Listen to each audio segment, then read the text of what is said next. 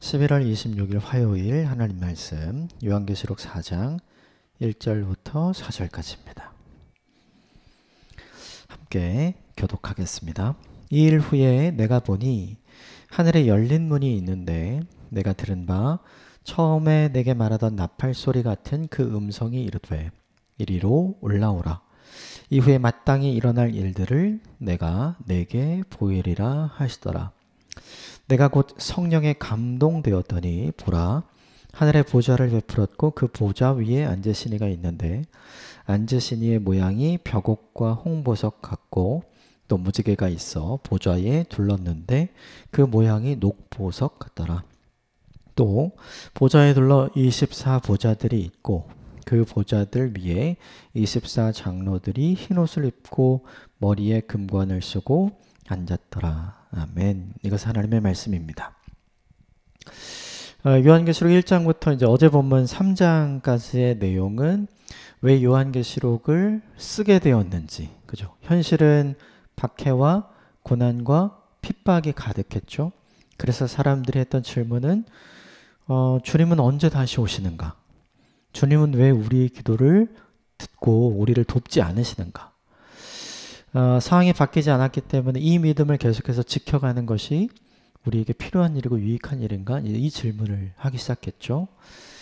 하나님께서 사도 요한에게 이 질문에 대한 답을 주신 게 요한계시록인데, 하나님께서 사도 요한에게 상황과 환경을 바꾸어 준 게 아니라 그들이 결정적으로 힘들었던 왜 주님이 다시 오시지 않는가? 그 질문에 대한 답을 줬죠. 그때가 가까이 왔다. 처음이요 시작이신 그분이 다시 오실 것이다. 어제도 있었고 지금도 계시고 내일도 오실 그분이 구름을 타고 다시 오실 것이다. 그러므로 지금 그 질문에 대해 주님께서 반드시 응답하실 때가 온다. 현실을 보지 말고 현실 너머에 다시 오실 것을 지금 준비하고 계시는 그 주님을 바라보자. 그래서 믿음이 흔들리지 말고 이 흔들리는 믿음을 견고하게 잘 간직하자. 이 이야기를 하고 있었죠. 그리고 현실적으로 믿음이 흔들리는 7개 지역의 교회들이 있었죠. 그 교회들의 각자 교회에 주님께서 가지고 계시는 칭찬, 그리고 책망, 권면, 격려 이런 것들을 쭉 해주시면서 그 당시 7개 지역의 교회들이 보여주었던 이제 교회적인 성도들의 특징이 사실은 이제 오늘 우리 시대의 특징이라고 보면 되죠. 다 칭찬받는 사람도 있고 또 칭찬과 격려, 책망, 권면 함께 받는 사람도 있고 또 칭찬은 없고 이제 어제 본문에 보았던 것처럼 책망과 권면만 있는 그런 신앙적 특성을 가진 사람들이 있죠. 어제 본문까지는 이제 그렇게 우리들이 보고 우리들에게 적용하면 될 것 같고요. 오늘 보면 4장부터는 어제 본문까지가 이제 땅에 있는 지상에 있는 현실적인 교회에 대한 이야기라면 오늘 본문에 환상에 대한 이야기가 나오면서 하나님 나라에 있는 실질적인 땅의 교회와 반대되는 하늘의 교회, 즉 하나님 나라의 모습에 대한 이야기가 이제 쭉 서술이 됩니다. 오늘 부분부터가 실질적으로 이제 주님께서 보여주셔서 성령께서 보여주셔서 사도 요한이 본 놀라운 환상의 메시지, 그리고 그가 본 하나님의 나라, 사람들이 그토록 기대하고 보고 싶었던 하나님의 나라에 대한 그림이 그려지기 시작을 해요. 오늘 몇 가지만 좀 살펴보고요. 우리에게 좀 적용해 보도록 하겠습니다. 먼저 1절 같이 읽읍시다. 시작.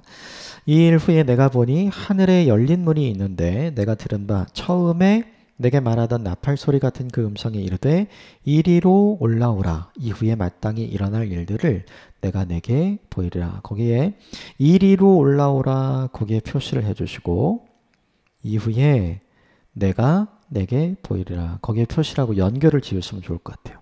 이 본문이 뭐냐면 주님께서 이쪽으로 올라와라. 내가 너에게 보여줄 게 있다. 지금 이렇게 이야기하신 거죠. 이걸 정리하면 이렇게 있어요. 그곳에 가야 보이는 것이 있다. 이렇게 정리할 수 있겠죠. 이리로 와야 볼 수 있는 거예요. 이리로 와야 보여줄 수 있는 거죠. 거기 있으면 못 보는 거죠. 이게 변화산을 생각하셔도 쉽게 이해가 될 것 같아요. 그러니까 변화산을 올라가기 전에 예수님과 함께 제자들이 있었죠. 그런데 예수님이 세 명의 제자들을 변화산으로 함께 데리고 올라가시죠. 그리고 거기에서 이 세 제자들이 본 게 뭘 봐요? 모세와 엘리야를 보죠. 그러니까 땅에서는 못 본 모세와 엘리야를 그 변화산에서는 이 세 명의 제자가 보게 되고 예수님과 대화하는 장면을 보게 되고 그제서 깨닫게 되잖아요. 아, 저분이 정말 주님이시구나. 이 세 제자들이 그 당시에는 뭐 이렇게 사진이나 뭐 이런 게 없잖아요. 그러니까 누가 모세이고 누가 엘리야인지 어떻게 알겠어요? 알지 못하죠. 그런데 그들은 그 변화산 위에서 예수님과 대화하는 모세와 엘리야를 알아보죠. 하나님 나라에서 어떤 일이 벌어지는지 아주 단적으로 보여준 예인 거예요. 모든 것을 한 번에 다 보게 되고 알게 되는 거. 오늘 본문도 마찬가지죠. 사도 요한이 올라와라 하는 그곳에 가서 주님께서 보여주시는 게 있고 알게 해주시는 게 있는 거죠. 여기서 중요한 건 뭐냐면 사도 요한이 보고 싶은 것을 보는 게 아니라 이렇게 얘기했어요. 내가 내게 보이리라. 주님이 보여주고 싶은 것을 보는 거죠. 변화산도 마찬가지죠. 제자들이 보기를 원했던 게 모세와 엘리야 아니었잖아요. 주님께서 보여주신 거죠. 그죠? 이 본문을 우리가 좀 적용을 해보자면 이렇게 적용할 수 있는 것 같아요. 뭐냐 하면 그곳에 가야 주님께서 보여주시는 것을 보게 된다. 그곳에 가야 주님께서 들려주시는 것을 듣게 된다. 그곳에 가야 주님께서 품게 하시는 것을 품게 된다. 그곳에 가야 주님이 하기를 원하시는 것을 하게 된다. 이런 방식으로 우리에게 적용할 수 있을 것 같아요. 기도의 자리에 가야 기도가 되죠. 찬송의 자리에 가야 부를 수 있는 찬송이 있어요. 예배의 자리에 가야 드릴 수 있는 나의 예배가 있거든요. 근데 기도의 자리에 안 가도 예배의 자리에 안 가도 찬송의 자리에 안 가도 요새는 다 그냥 인터넷으로 집에서 유튜브 틀어놓고 할 수 있잖아요. 그것도 물론 이 시대가 주는 유익이기도 해요. 그리고 코로나라는 시간을 보내면서 우리에게 필요한 일이기도 했고요. 그런데 이제 지금은 그 시간이 다 지나갔잖아요. 그러면 우리가 생각해야 할 것이 있죠. 집에서도 할 수 있지만 거기에 가야 오늘 사도 요한처럼 볼 수 있는 게 있고 들을 수 있는 게 있고 주님께서 보여주시고자 하는 게 있는 거죠.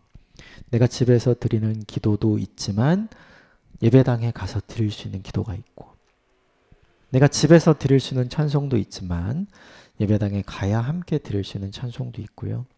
내가 집에서 드릴 수 있는 예배도 있지만 예배당에 가서 함께 드릴 수 있는 예배가 있거든요.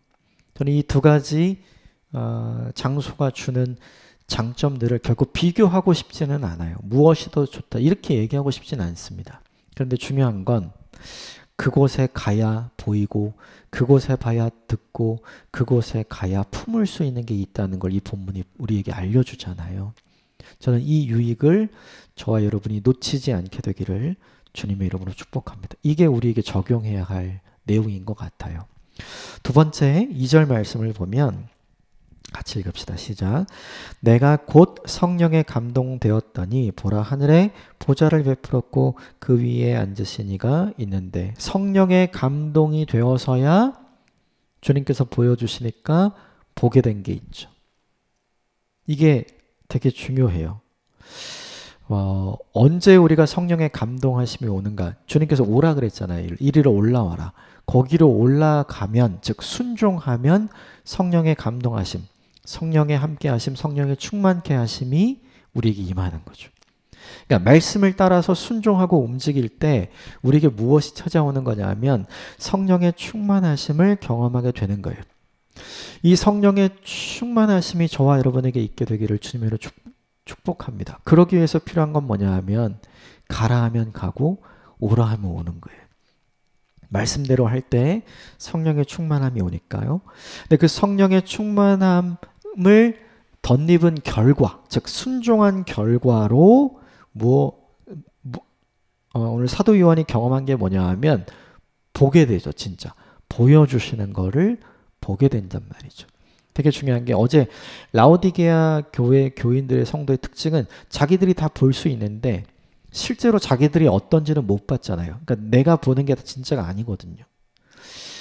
성령의 감동하심을 통해 주님께서 보여주시는 게 진짜죠.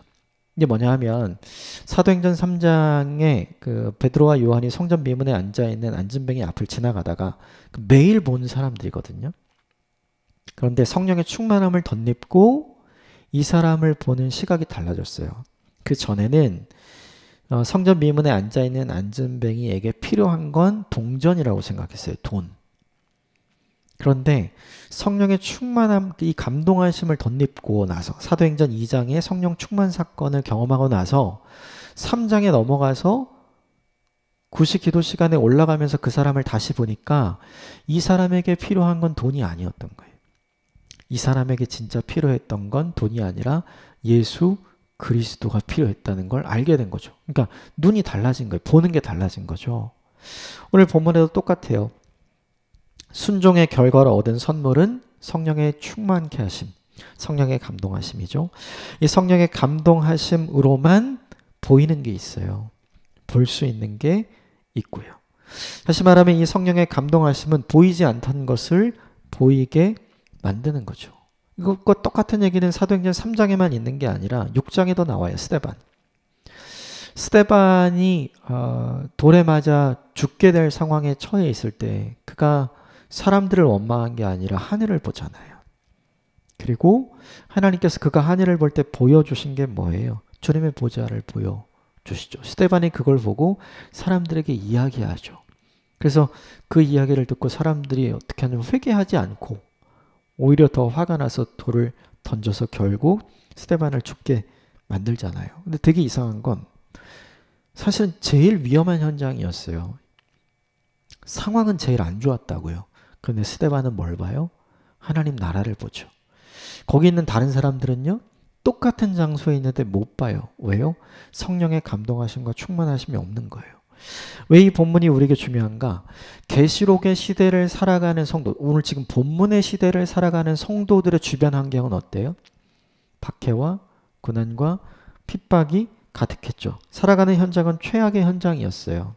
그런데 우리 그 최악의 현장을 믿음으로 살아가는 사람은 뭘 봐요?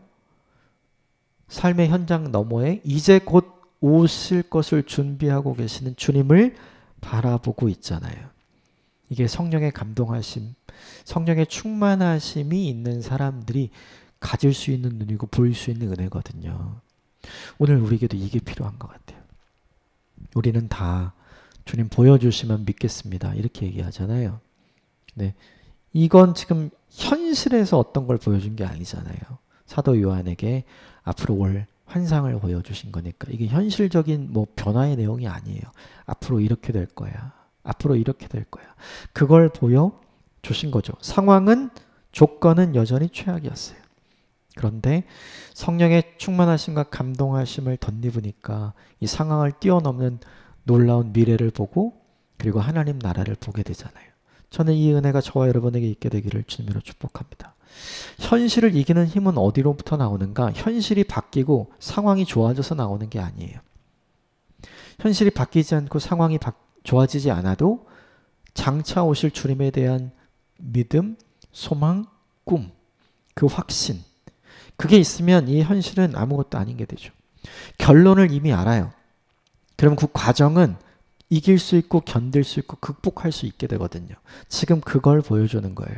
이 결론은 무엇을 통해서만 알 수 있냐면 성령의 충만하심을 통해서만 알 수 있는 거죠. 저와 여러분이 이렇게 성령 충만한 인생을 살아가게 되기를 주님의 이름으로 축복합니다.